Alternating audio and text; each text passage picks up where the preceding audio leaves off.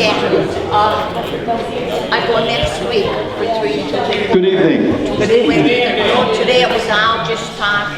Welcome to the second evening of the Forest Cities Historic Society's Heritage Programs. Last night we were fortunate enough to have Charlie Compass from the Lackawanna County Historical Society up here giving an excellent presentation on mining. And that was the only one you're going to do on mining this week. The rest are going to be all in ethnic heritage. Okay, so this year the Society is joining with the 250th anniversary of the Anthracite Committee to celebrate the coal industry, which brought people and prosperity to Forest City. All of our ethnic presentations this week will be videotaped by the Historic Society member Dale Kecklock. Thank you, Dale, so much. They will be put on the Historical Society website at a later date so they can be viewed by the public. And according to Dale, the one he did last night turned out really good. So if you didn't get to see anything on the mining last night, we were here for a good hour, and Charlie did a really nice job. Okay. Thank you, Dale, for doing this again.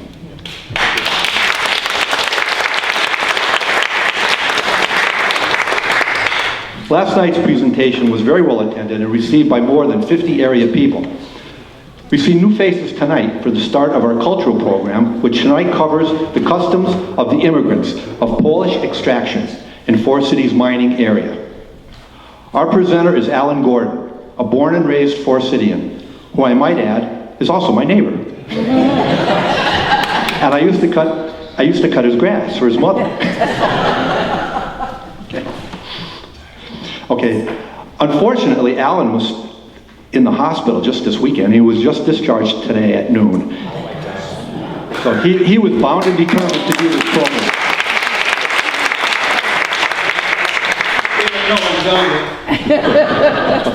But he is very determined to tell the story of his family, okay, and the Polish culture. Now, everyone knows that the best way to present a program like that is from your own personal experience. So Alan's going to give it on his family and people he knew the best. Okay. He was a 1961 graduate of the Forest City High School, and he served in the U.S. Air Force for 21 years. Thank you for your service.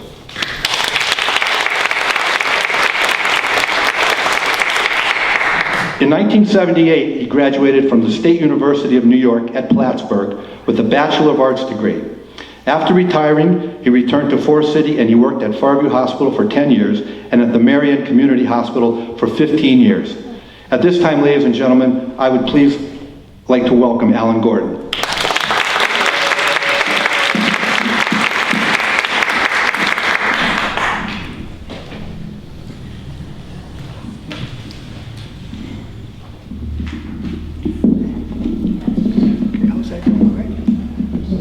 Anybody hear me? Okay. Yes.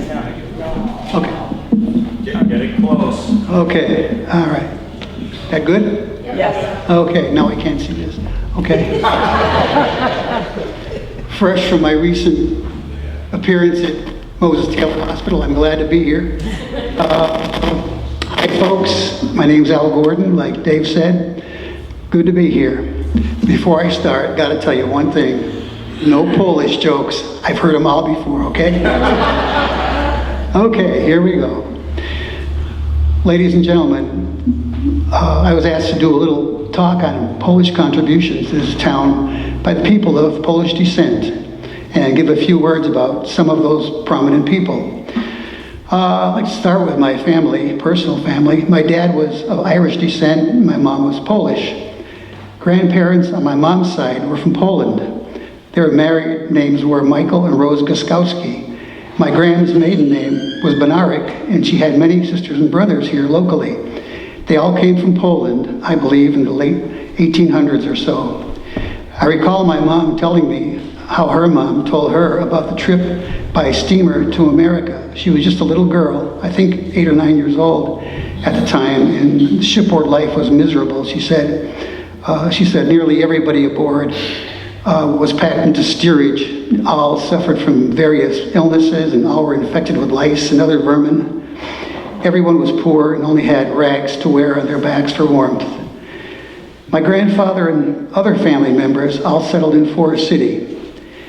My grandfather did fairly well, was a coal miner, very proud fireman who was on the city council, town council, I believe. He also helped found Sacred Heart Church. My grandmother had 13 babies, one of whom did not survive. My grandfather's life was cut short in 1935 when he was killed in a cave-in at the mines. This left my grandmother with a large family to raise, among them my mom.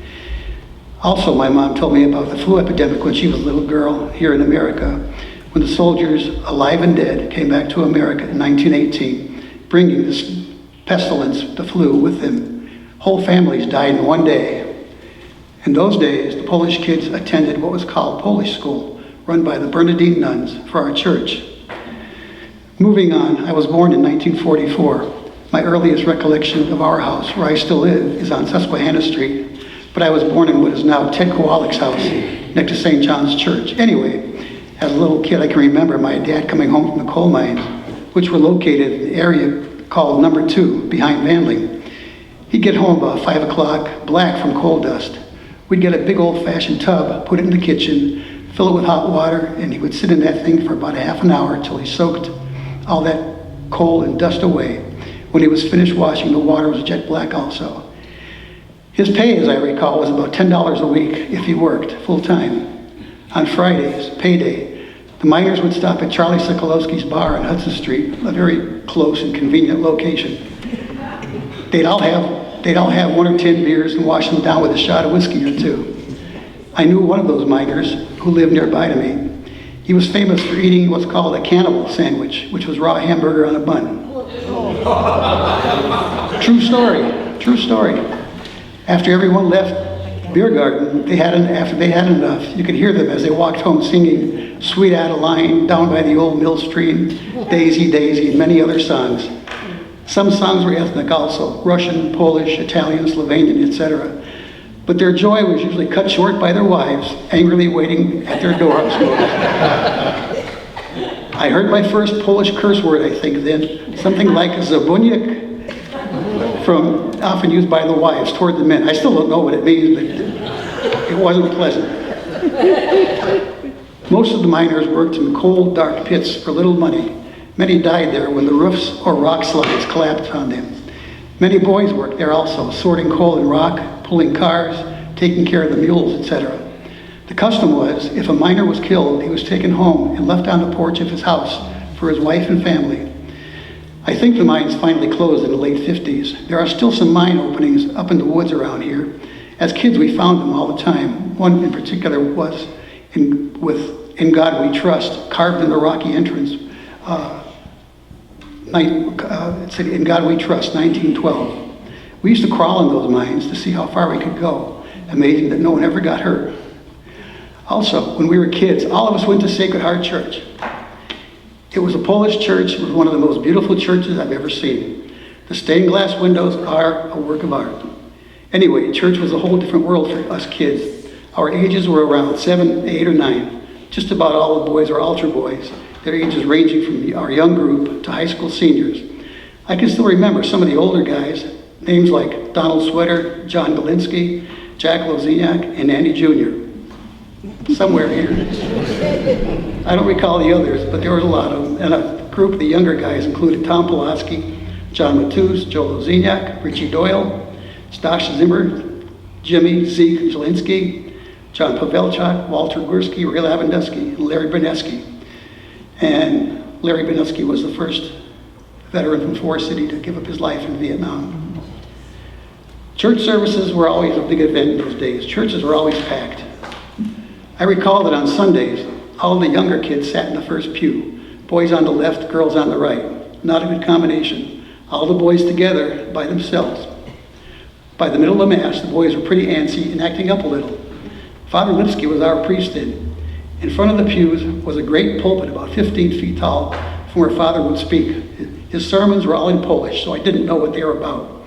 But I knew that I must have done something awfully wrong by the way he pounded his fist on the pulpit, eyes blazing, sweating up a storm, face red, staring at us. I knew I did something, I didn't know what. Sometimes the very old ladies in church who came here from the old country would take it upon themselves to correct the misbehaving boys in church.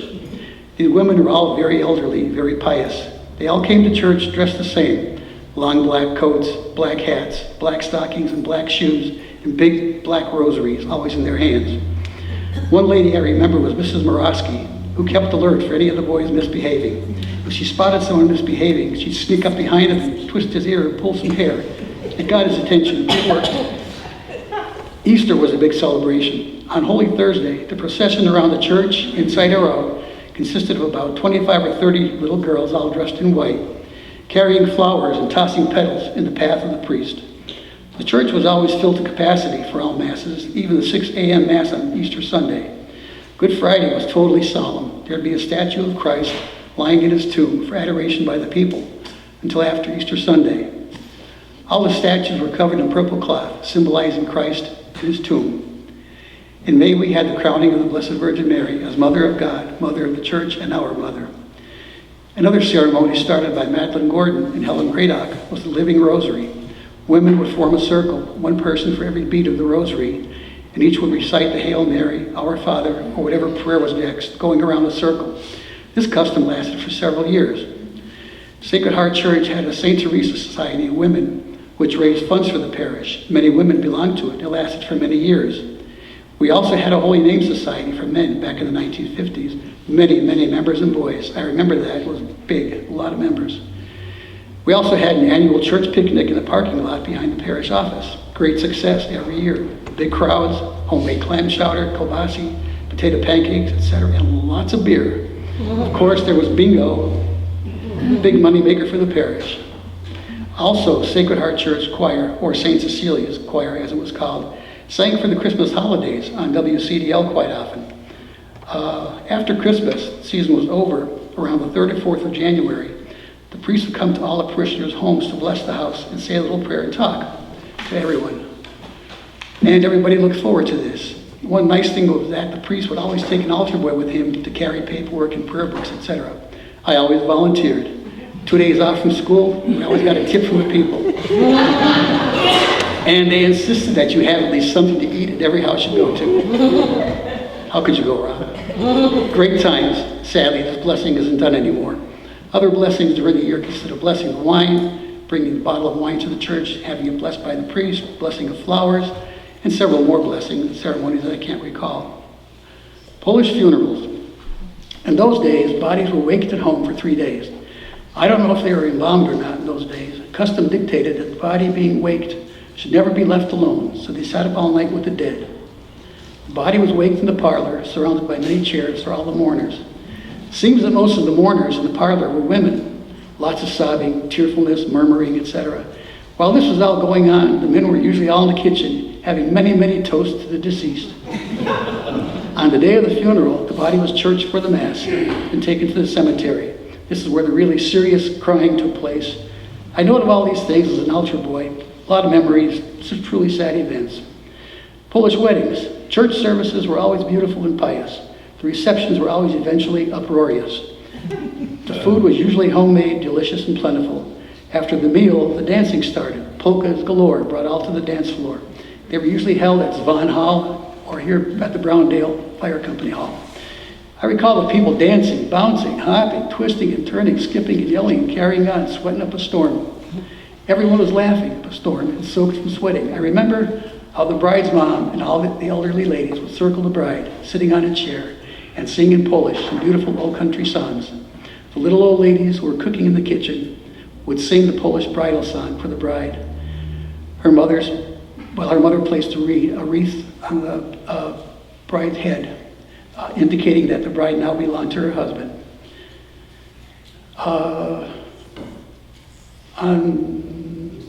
Aside from all this from Celestine Seco. Probably a good thing it never caught on in the country here. I have to tell you about an old country Polish. It's probably a good idea that never caught on here. It originated in Poland in the 1400s. It's called Smugus Dingus Day. Translation means wet Monday, as it was done on the Monday following Easter. Boys would splash water on the girls to spank them with pussy willows. Then the girls did the same thing to the boys. All boys threw water all over the girls by sneaking into the girls' homes at daybreak while the girls were still in bed. I can see that now. And ended up with both parties soaked. The use of water was to evoke spring rains needed to ensure good crops and harvests, successful relationships, and healthy children. In theory, the girls were supposed to wait until the next day to get their revenge on the boys. Pussy willows were adopted as an alternative to the palm branches used elsewhere in Easter because they were not available in Poland. The celebration would be accompanied by verses from a young man who would climb on nearby building roofs in the village, beat on a tin pan, and announce which girls were to be doused along the way. This was to encourage people to give them food from their Easter baskets, such as Easter eggs, sausage, and as they walked away singing a Dingus Day song. Okay, now I'd like to move on to people of Polish descent who contributed in many ways to Forest City. I remember many of the old familiar names of Polish heritage. I think of Stanley Dymasavage, Dr. Szymahowski, Mr. Zimmer, Stanley Pulaski, Andrew Jetkovich, and many, many more. Lots of them, very good people, very dedicated, very pious. More recent people I can think of are Mike Guskowski, founder of Cartridge Sales, and Karen Guskowski, his daughter, who now runs the business. I have to mention one thing about Karen, which I know for a fact. She is one of the largest donors to many area causes and charities, unbeknown to many. Excellent job, Karen. Joe and Scott Moskowski, local father and son pharmacists. Scott is very kind and known to help everyone who asks. Paul Ferrero, a Marine Corps veteran who owns a farm near here, served on council. Active member of the Historical Society and still give the cheapest haircuts around. His wife, Mary Motzko, is of Polish descent. There are many more people around. I can't think of all at this time. They're all to be commended for service to their town. I'd like to mention all the clergy we have in this town, too. Father Bershnik, Father Kameen, Monsignor Pekowski, Father Kulikowski, Father Kropowicki, Father Kozlowski, Father Stankiewicz, Father Lisitsky. Some nuns were Marian Murnock, Tansy Perkowski, and a Stankiewicz girl, I don't know her first name. Also, several more were also nuns around the late 1920s. Okay, before I quit here, you have to meet my sister, Elizabeth Joseph. Now, this is living in Texas and formerly of Endicott, New York. She's up here visiting me. Been living in Texas for about 5 years, I guess. Anyway, she's here for a visit. Let me tell you that she makes the most authentic, best tasting Polish pierogies in the world. My mom taught her well. Folks, I want you to meet my sister, Betty Joseph. Liz, please stand up.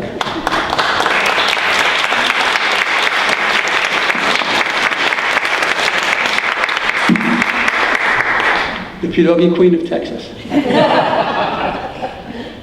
That about wraps it up, folks. Thanks for listening. Thanks for your patience.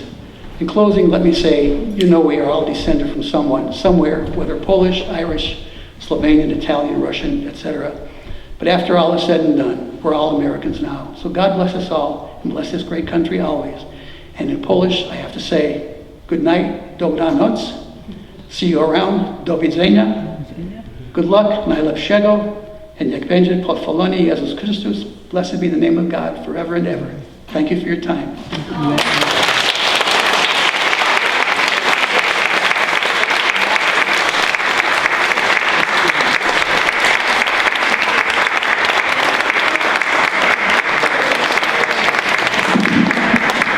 I think he deserves another round of applause. I mean, after all, he came from the hospital today. At this time, that's an end to the program, but we'd like to tell you we have a little treat for everyone that came tonight. We have some poppy seed and some walnut kolaczyks right in the back on the table. And if you would like one, you just go right back here. And I think my wife will help you out.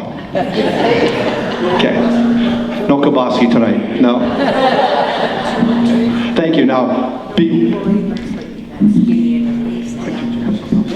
okay. All right. I guess Alan's done. Okay. Take some time and walk around. We've been putting all the ethnic displays out. We're still adding some. Today we just added another Slovenian costume over here. Now, Saturday we will at 6 o'clock we will be having an ethnic folk dress procession from the Honesdale National Bank to the Historical Society, and that'll be at 6 o'clock. And people dressed in all ethnic costumes, Lithuanian, Slovenian, Ukrainian, and it's really going to be a nice event. That will be available in the area from 6 to 8, and then they'll be in the parade later on that night. So thank you so much. Thank you again for coming.